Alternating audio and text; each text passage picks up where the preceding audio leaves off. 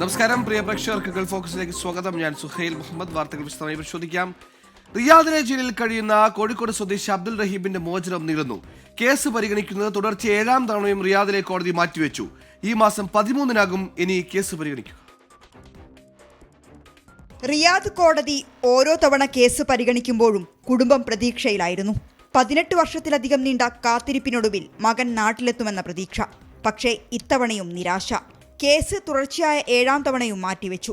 എന്തുകൊണ്ട് മാറ്റിവെച്ചു എന്ന് റഹീം നിയമസഹായ സമിതിക്കോ വീട്ടുകാർക്കോ അറിയില്ല. പ്രതീക്ഷ മങ്ങലേൽക്കല്ലേ, അതൊരു നിരാശ തന്നെയാണല്ലോ. നമ്മളെ അയൽവാസി എന്നുള്ളതിലേക്ക് നമ്മൾ നാട്ടുകാരാണ്, നമ്മൾ കൂടുതൽ കളിച്ച് വളർന്നൊരു പയ്യനല്ലേ. അത് എത്രയോ വർഷമായില്ലപ്പോൾ. 2006 ഈ കേസിനാസ്പദമായ സംഭവം. കഴിഞ്ഞ ജൂലൈ 2 അബ്ദുൾ റഹീമിന്റെ വധശിക്ഷ റദ്ദാക്കി. റഹീമിന്റെ മോചനത്തിനായി 34 കോടി രൂപ സമാഹരിച്ചു നൽകിയിട്ടും മോചനം വൈകുന്നതിൽ ആശങ്കയും സങ്കടവുമെല്ലാം കുടുംബത്തിനുണ്ട്. 24 കോഴിക്കോട്. UAE-യിൽ പരക്കിയ മഴ. റാസൽ ഖൈമയുടെ ഉയർന്ന പ്രദേശങ്ങളിൽ മഴയ്ക്കൊപ്പം മഞ്ഞുവീഴ്ചയും ഉണ്ടായി. നാളെയും മഴ തുടരുമെന്ന് കാലാവസ്ഥാ നിരീക്ഷണ കേന്ദ്രം മുന്നറിയിപ്പ് നൽകി. രാവിലെ മുതൽ രാജ്യമെങ്ങും മൂടിക്കെട്ടിയ കാലാവസ്ഥയായിരുന്നു. ഉച്ചയോടെ മഴയെത്തി. റാസൽ ഖൈമ, ഫിജേർ ഉൾപ്പെടെയുള്ള വടക്കൻ എമിറേറ്റുകളിലാണ് ഏറ്റവും കൂടുതൽ മഴ പെയ്തത്. ചിലയിടങ്ങളിൽ ഇടിമിന്നലോട് കൂടിയായിരുന്നു മഴ. ഉച്ചയോടെ ദുബായിലും ഷാർജയിലും നേരിയ തോതിൽ മഴ പെയ്തതായി കാലാവസ്ഥാ നിരീക്ഷണ കേന്ദ്രം അറിയിച്ചു. രാജ്യത്തിന്റെ വടക്കൻ കിഴക്കൻ മേഖലകൾ ഉൾപ്പെടെ വ്യാപകമായി മഴ ലഭിക്കുമെന്ന് കാലാവസ്ഥാ നിരീക്ഷണ വകുപ്പ് നേരത്തെ തന്നെ മുന്നറിയിപ്പ് നൽകിയിരുന്നു. ജബൽ ജെയ്സ് ഉൾപ്പെടെയുള്ള സ്ഥലങ്ങളിൽ മഞ്ഞുവീഴ്ച അനുഭവപ്പെട്ടു. താപനിലയും ഗണ്യമായി കുറഞ്ഞിട്ടുണ്ട്. വരും ദിവസങ്ങളിലും പലയിടത്തും മഴ തുടരുമെന്നും കാറ്റിന്റെ വേഗം മണിക്കൂറിൽ 45 കിലോമീറ്റർ വരെയാകാൻ സാധ്യതയുണ്ടെന്നും ഒമാൻ തീരത്ത് കടൽ പ്രക്ഷുബ്ധമായേക്കുമെന്നും മുന്നറിയിപ്പുണ്ട്. 24 ദുബായ്. ദുബായ് മുഹൈസിനിൽ താമസിക്കുന്ന കെട്ടിടത്തിൽ നിന്ന് വീണ മലയാളിക്ക് ദാരുണാന്ത്യം. ചൊക്ലി കടുക്ക ബസാറിലെ കുനിയിൽ ആഖിബാണ് മരിച്ചത്. ഇന്നലെ ഉച്ചയ്ക്കാണ് സംഭവമുണ്ടായത്. ആത്മഹത്യയാണെന്നാണ് സൂചന. നിയമ നടപടിക്രമങ്ങൾക്ക് ശേഷം ഖബറടക്കം പിന്നീട് നടക്കുമെന്ന് ബന്ധുക്കൾ അറിയിച്ചു. റിയാദിലെ പ്രവാസിയായ കോഴിക്കോട് സ്വദേശി MP ഷഹദാൻ രചിച്ച Saudi Arabia the country of the 21st century എന്ന പുസ്തകത്തിന്റെ പ്രകാശനം നടന്നു. പ്രകാശനകർമ്മം T സിദ്ദീഖ് MLA റിയാദിൽ നിർവഹിച്ചു. സൗദി അറേബ്യയുടെ വികസന പ്രവർത്തനങ്ങളെക്കുറിച്ചാണ് പുസ്തകം പ്രതിപാദിക്കുന്നത്. റിയാദ് റോയൽ കമ്മീഷനിൽ പ്രൊജക്ട് മാനേജ്മെന്റ് കൺസൾട്ടന്റായി ജോലി ചെയ്യുകയാണ് MP ഷഹദാൻ. തനിമ എക്സിക്യൂട്ടീവ് അംഗം ലത്തീഫ് ഓമശ്ശേരി, സലീം മാഹി, OICC നേതാക്കളായ ഷൈജു നവാസ്, റഷീദ് അലി കൊളത്തറ എന്നിവരും ചടങ്ങിൽ പങ്കെടുത്തു. നായർ സൊസൈറ്റി ഓഫ് ഗ്രേറ്റർ ഫിലാഡൽഫിയയ്ക്ക് പുതിയ ഭരണസമിതി. ജനുവരിയിൽ നടന്ന ജനറൽ ബോഡി യോഗത്തിൽ അഷിത ശ്രീജിത്ത് പ്രസിഡന്റായും ഡോക്ടർ ആശാകുമാരി ലക്ഷ്മിക്കുട്ടിയമ്മ സെക്രട്ടറിയായും തെരഞ്ഞെടുക്കപ്പെട്ടു. സതീഷ് ബാബു നായരാണ് ട്രഷറർ. രോഹിത് വിജയകുമാറിനെ വൈസ് പ്രസിഡന്റായും രഘുനാഥൻ നായരെ ജോയിന്റ് സെക്രട്ടറിയായും അജിത് നായരെ ഓഡിറ്ററായും തെരഞ്ഞെടുത്തു.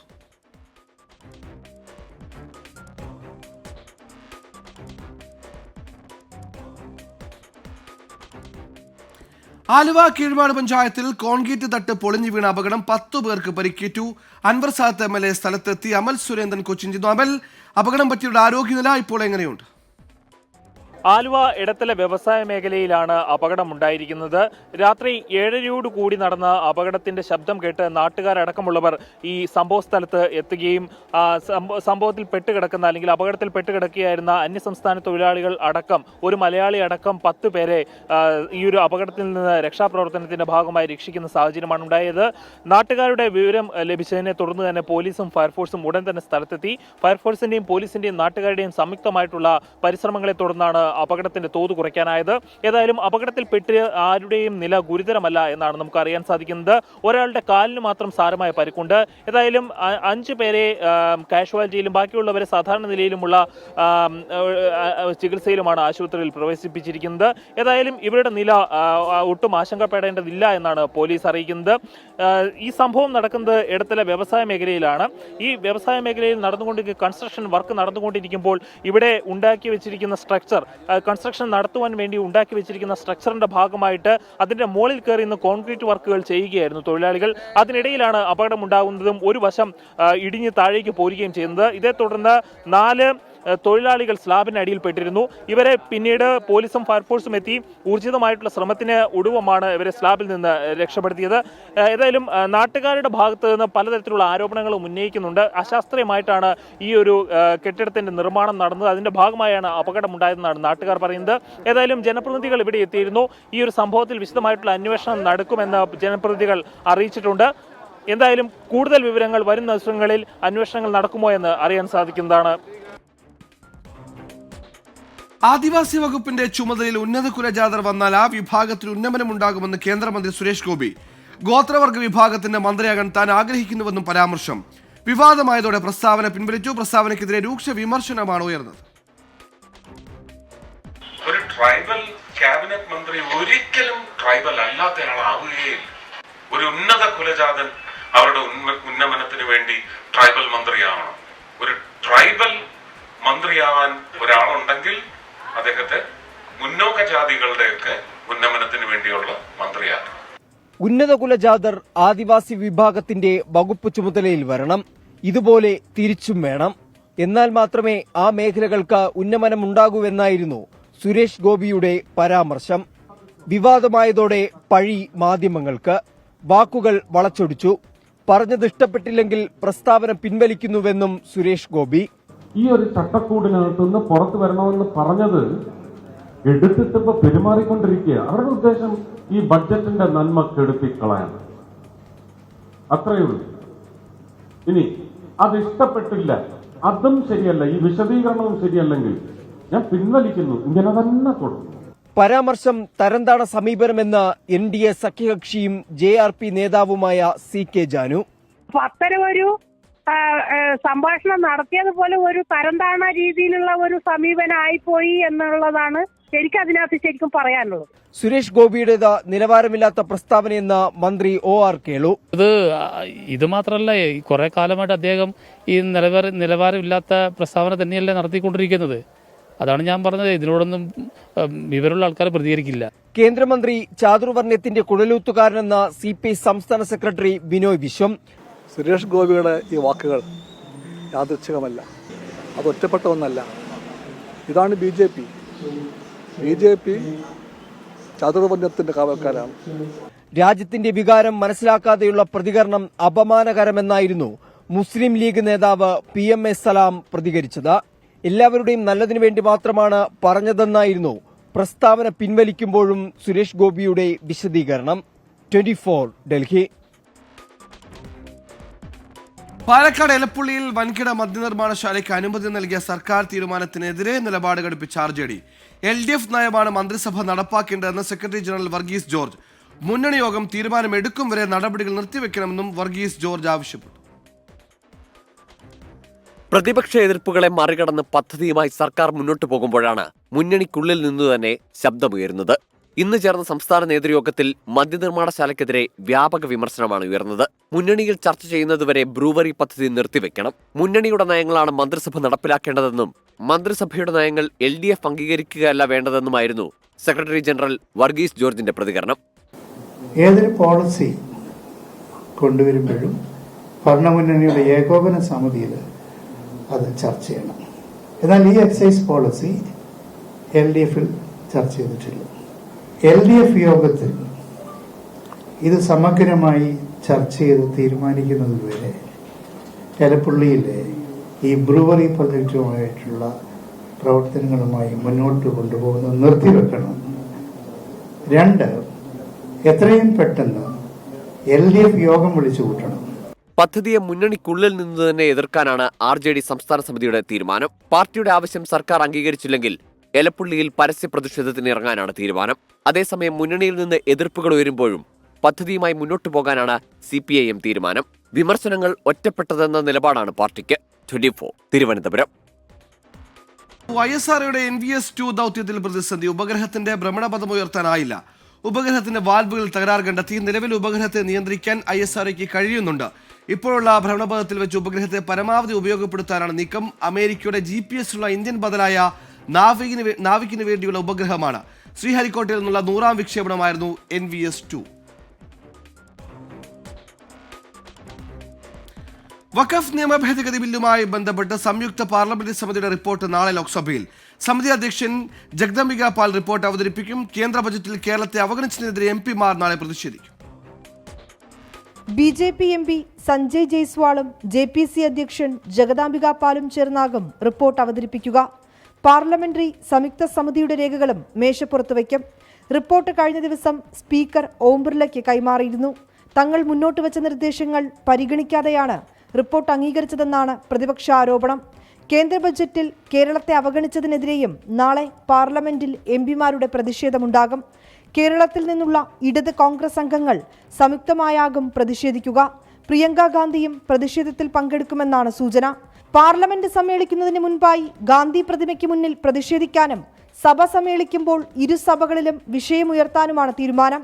24 ഡൽഹി. ഡൽഹിയിൽ തെരഞ്ഞെടുപ്പ് പ്രചാരണം അവസാന ഘട്ടത്തിൽ. തെരഞ്ഞെടുപ്പിന് ശേഷം ഡൽഹിയിൽ വസന്തം വരുമെന്ന് പ്രധാനമന്ത്രി നരേന്ദ്രമോദി. BJP വോട്ടേഴ്സിന് പണം നൽകുന്നുവെന്ന ആരോപണവുമായി വീണ്ടും അരവിന്ദ് കെജ്രിവാൾ രംഗത്തെത്തി. അവസാനഘട്ട പ്രചാരണത്തിൽ രാഹുൽ ഗാന്ധിയും പ്രിയങ്ക ഗാന്ധിയും സജീവമായി രംഗത്തുണ്ട്. രാജ്യതലസ്ഥാനത്തെ നിയമസഭാ തെരഞ്ഞെടുപ്പ് പ്രചരണം അവസാന മണിക്കൂറുകളിലേക്ക് കടക്കുമ്പോൾ പ്രചാരണ രംഗത്ത് തീ പാറുകയാണ്. പ്രധാനമന്ത്രി മോദിയും അരവിന്ദ് കെജ്രിവാളും രാഹുലും പ്രിയങ്കയും പ്രചാരണ രംഗത്ത് സജീവം. ഫെബ്രുവരി 5 ശേഷം ഡൽഹിയിൽ വസന്തം വരുമെന്ന പ്രധാനമന്ത്രി. 5 फरवरी को दिल्ली में विकास का नया बसंत आने वाला है. ജനങ്ങളെ കൊള്ളയടിച്ചവരിൽ നിന്നും പണം തിരികെ പിടിക്കുമെന്ന മോദി.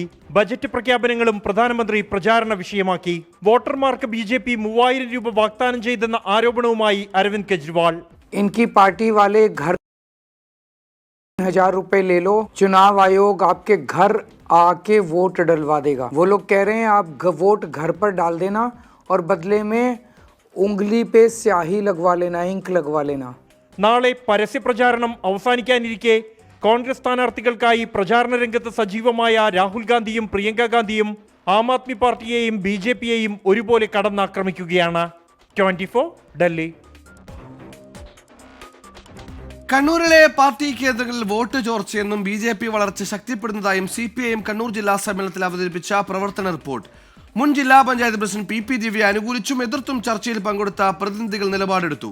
അതേസമയം ADMK നവീൻ ബാബുവിന്റെ മരണത്തിനിടയാക്കിയത് PP ദിവ്യയുടെ പ്രസംഗത്തിലെ പരാമർശമെന്ന പ്രതികരണം തന്റെ വാക്കുകളെ തെറ്റായി വ്യാഖ്യാനിച്ചതെന്ന് MV ജയരാജൻ വിശദീകരിച്ചു.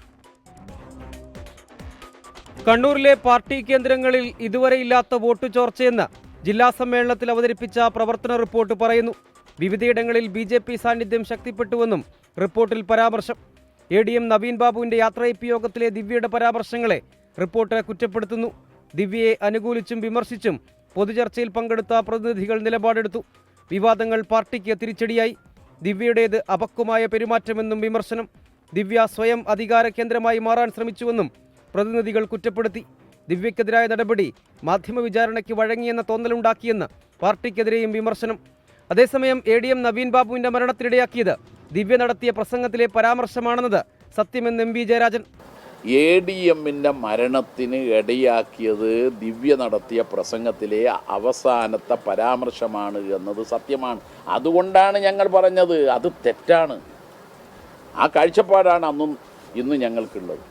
പിന്നാലെ വാചകങ്ങൾ അടർത്തിയെടുത്ത് തെറ്റായി വ്യാഖ്യാനിച്ചുവെന്ന വിശദീകരണവുമായി MV ജയരാജൻ. ഒരു വാചകം അടർത്തിയെടുത്ത് അത് താന്താങ്ങൾക്ക് തോന്നുന്ന വിധത്തിൽ വാർത്ത ചമച്ച് പ്രചരിപ്പിക്കുന്നത് വാർത്താ ദാരിദ്ര്യത്തെ തുടർന്നുള്ള ആത്മവഞ്ചന വാർത്തയാണത്. സ്വർണ്ണക്കടത്ത് ആരോപണത്തിലെ P ജയരാജന്റെ സമൂഹമാധ്യമ പോര് ആരോപണ വിധേയരെ പിന്തുണയ്ക്കുന്നുവെന്ന തോന്നലുണ്ടാക്കിയെന്നും വിമർശനം. 24 കണ്ണൂർ. മുകേഷ് MLAക്കെതിരായ പീഡന പരാതിയിൽ തെളിവുണ്ടെന്ന് പ്രത്യേക അന്വേഷണ സംഘം Ernakulam first class judicial magistrate കോടതിയിൽ കുറ്റപത്രം സമർപ്പിച്ചു. മുകേഷ് MLA സ്ഥാനം രാജിവെക്കണമെന്ന് കോൺഗ്രസ് ആവശ്യപ്പെട്ടു. കേസിൽ പൂർണ്ണ പിന്തുണ നൽകാനാണ് CPIMന്റെ തീരുമാനം. ആലുവ സ്വദേശിയായ നടി നൽകിയ പരാതിയിലെ ബലാത്സംഗ കേസിലാണ് മുകേഷിനെതിരെ പ്രത്യേക അന്വേഷണ സംഘം കുറ്റപത്രം സമർപ്പിച്ചത്.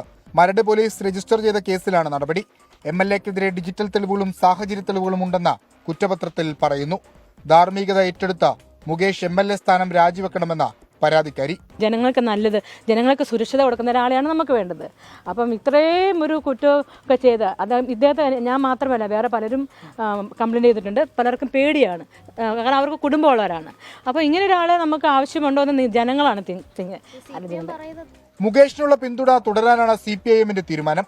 കുറ്റക്കാരനാണോ എന്ന് തീരുമാനിക്കേണ്ടത് കോടതിയാണെന്ന് സംസ്ഥാന സെക്രട്ടറി MV ഗോവിന്ദൻ. ഒരാൾ പ്രഖ്യാപിച്ചു എന്നുള്ളതുകൊണ്ട് മാത്രം കാര്യമില്ല, അത് കോടതിയല്ലേ കൈകാര്യം ചെയ്യുക. കോടതി കൈകാര്യം ചെയ്യട്ടെ. അതേ ആർക്കെതിരായിട്ടും കോടതിയല്ലേ കൈകാര്യം ചെയ്യേണ്ടത്. കോടതി കൈകാര്യം ചെയ്ത് വരട്ടെ. ഞങ്ങൾ മുമ്പേ പറഞ്ഞില്ലേ. സംഭവത്തിൽ പാർട്ടിയും സർക്കാരും കൃത്യമായ നിലപാട് സ്വീകരിക്കുമെന്നായിരുന്നു ഇ.പി. ജയരാജന്റെ പ്രതികരണം. ആലുവ സ്വദേശിയായ നടിയുടെ പരാതിയിൽ മുകേഷിനെതിരെ വടക്കാഞ്ചേരി പോലീസ് രജിസ്റ്റർ ചെയ്ത കേസിലും നേരത്തെ കുറ്റപത്രം സമർപ്പിച്ചിരുന്നു.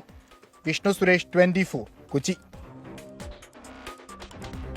മലപ്പുറം എളങ്കൂരിൽ യുവതിയെ ഭർത്തൃവീട്ടിൽ തൂങ്ങി മരിച്ച നിലയിൽ കണ്ടെത്തിയ സംഭവത്തിൽ ഭർത്താവ് പ്രഭിൻ അറസ്റ്റിൽ.